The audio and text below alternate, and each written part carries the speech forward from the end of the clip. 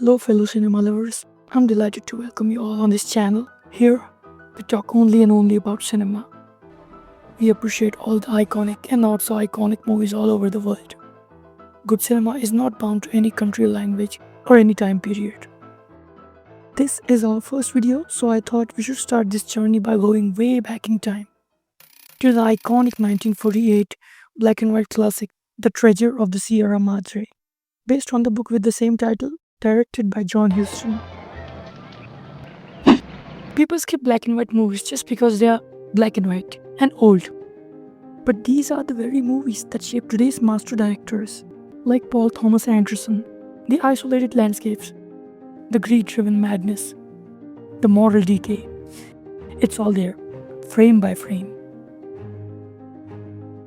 Every aspect of this movie is great, be it storytelling, acting, lighting, framing. Inspired Paul Thomas Anderson to make There Will Be Blood. That's why today we are going to take a look at the character of Fred C. Dobbs and his descent into madness. See, when people talk about the character of Dobbs, they throw around the word greed very often. And was it greed though? Was it purely greed? And did Dobbs have the intention of robbing his partners from the start? Let's deep dive into his character arc. So let's go to the film's establishing shot, where the Dobbs is seen standing in front of a lottery chart, checking his ticket number, checking his luck, which obviously does not get better. But that does not mean he's a lazy man. In fact, when Pat McCormick, the scammer, offers him a job on the oil rig, he accepts it without much questions. But Dobbs has some bad traits in him. One of them is his short temper, which we can see when the lottery ticket seller boy tries to sell him the tickets. Dobbs throws water on his face. Only a little pestering was enough to provoke him. But worse than that, Dobbs is a narcissist. Yes, let's look at the symptoms shown in the movie. Even when his last resort becomes begging, he only begs to the Americans, not Mexicans. And when he begs, he does it without eye contact. Which means that even though he is a street beggar, he still thinks somehow he is better than the Mexicans.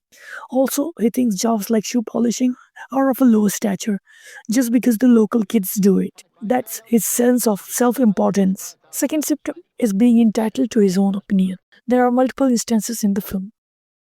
For example, when Howard tells them that sometime when people struck gold, they forget about how much they initially decided to get and keep going on to get more and more.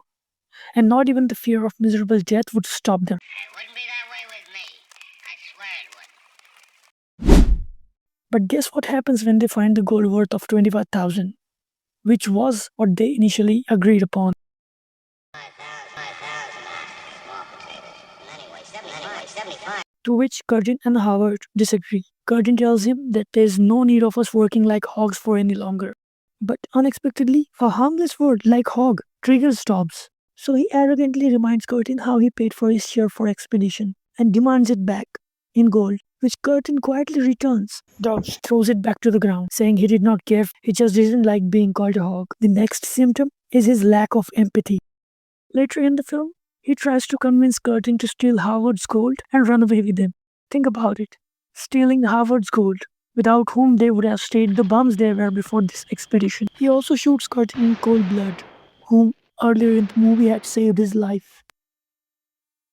Well, Dobbs' narcissistic symptoms are shown in the movie before the expedition starts. But it was never shown that Dobbs was a greedy backstabber. To the contrary, when he and Curtin beat Pat McCormick in the bar for money, and Dobbs snatches the wallet from his hand, he only takes $300, which Pat McCormick owed them, and throws remaining money on Pat McCormick's face.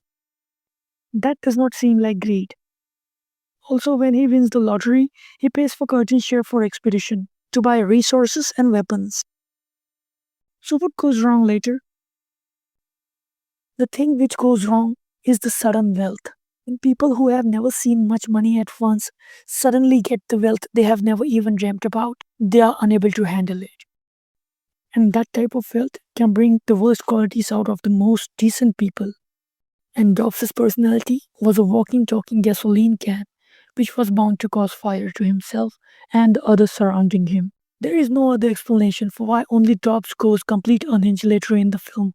All it needed was a spark. And what could be more incendiary than gold? And that too, worth of millions. And we are all aware that it's so hard to restrain oneself from wanting more. Because the more we acquire, the more we fear of losing it, which ultimately causes us to accumulate more. And the cycle continues. Now let's look at how the madness starts. The first altercation happens in the Sierra Madre Mountains. When Dobbs gets tired of hiking the mountain under scorching heat, he tells Howard that he wants to go back to civilization. In reply, Howard roasts them, which infuriates Dobbs, so he picks up the stone to hit Howard. Curtin stops him. Later, they reach the site they were looking for. After prospecting for several weeks, one night when the trio is weighing the gold, Dobbs suddenly asks Howard, "When will we divide the gold?" To which Curtin replies, "What's the need of it? Because in the end, we are all living from here together." Dobbs says that it would only make each one responsible for his own goods. Howard agrees and tells them that he don't like the responsibility of guarding their treasure anyway. To which Dobbs replies, "Who asked you to?" Howard says, "Yes, you guys never did. Only I thought I was the most trustworthy." Howard clarifies why did he say that. Not because he's the most honest, but because of his age. Even if he somehow runs away with the gold, Curtin and Dobbs would catch him in no time. Unlike Dobbs, which hurts Dobbs' fake and fragile pride. Only a guy that's a thief at heart would think me likely to do a thing like that. So up until this point, Dobbs has already lost his trust and patience. He could not go further without having the gold near him.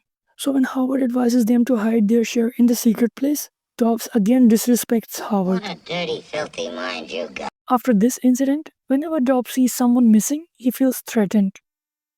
When Curtin accidentally stumbles on his hidden treasure, he immediately jumps on the conclusion that Curtin was intentionally looking for it. When he is asked to go to the town down the mountains, he is thinking that others are trying to have him run into bandits and have him killed. After this, his paranoia goes worse and worse and becomes slave to his impulses.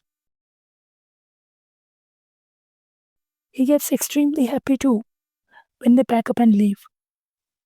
But the madness again pokes its head out when Indians take Howard and Dobbs gets the additional responsibility of guarding Howard's treasure and managing Howard's irritating donkeys through the rough terrain.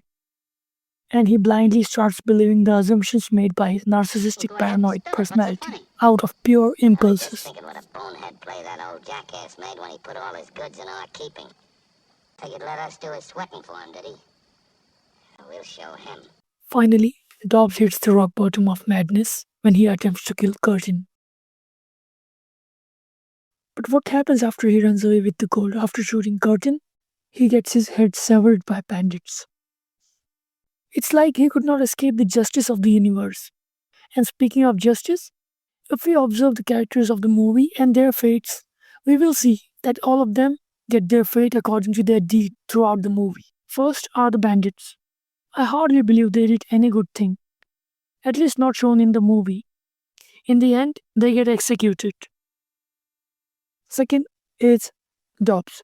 All the good things Dobbs does are before entering the Sierra Madre, apart from healing the mountains, which was also proposed by Howard. So Dobbs had it coming for all the bad deeds he did. Third is Cody. Yes, it might seem like Cody is best in all of them and is not much of a greedy person. But that's not the case, because it was greed and greed only which made him leave his loving wife and newborn kid alone for months. It was greed which made him follow Curtin, knowing that there was a high possibility of him getting killed. He meets his demise, he did not get the materialistic treasure he was after, and also abandoned his wife and son, his actual treasure. Now let's look at Curtin. Throughout the movie, there is only one instance where we see the darkness in him coming out, but in few seconds, he takes control on himself and saves Dobbs. Apart from that, we also see him agreeing the decision to shoot Cody, so he also has some share of bad decisions with him. And in the end, all the gold is lost, but he gets to keep his life because it's by the hand of bandits Cody gets killed, not by a trio. Now, the veteran, Howard. He already has seen what gold does to people and is self aware, but he also agrees to shoot Cody. Even though he did not really want it, another terrible mistake happens by him, which is leaving Dobbs and Curtin alone in that wilderness. That too with his own gold and donkeys. things would have been different if Indians had not taken Howard with him. In the end, all gold is lost, but instead of being upset, he gets fascinated by the turn of events, following which we see most beautifully written dialogues and best acting performances you will find.